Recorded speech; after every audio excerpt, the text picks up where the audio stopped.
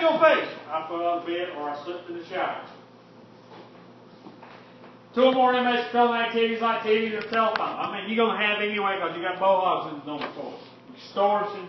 Tattooing is one of the things. Look for fresh tattoos. You know, y'all find many tattoo guns? As much like going on the side of your institution? Now, find so they're either not doing it or they're hiding better. Hiding better. All right, activity. All right, refers to acts of violence, prior criminal action history, security, safety, threatening behavior, criminal acts, rule of procedure violations, disruptive activities committed in the interest of furthering the security threat group's efforts to disrupt the orderly operation of the facility. That pretty much means every convict you got fits that criteria. But what you got to do, you got to tie them into a group.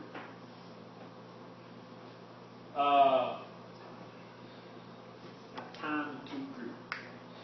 So this is one of the activity is one of the first things you look for. You know, you got an inmate coming in, somebody needs to review the file. And look at the file and see if they've shown that they've got arrested for gang activity. And who their associations were.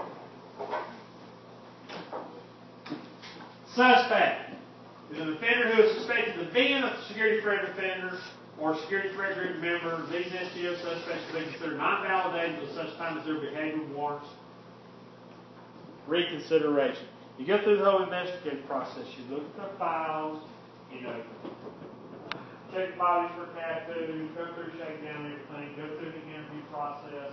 And then after through the interview process, there is like a security evaluation.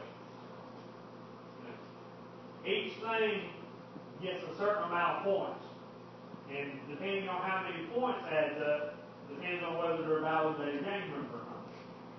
So if you get one who doesn't score very many points, you know, they may be a suspect. So you just have to keep an eye on them, look like trouble.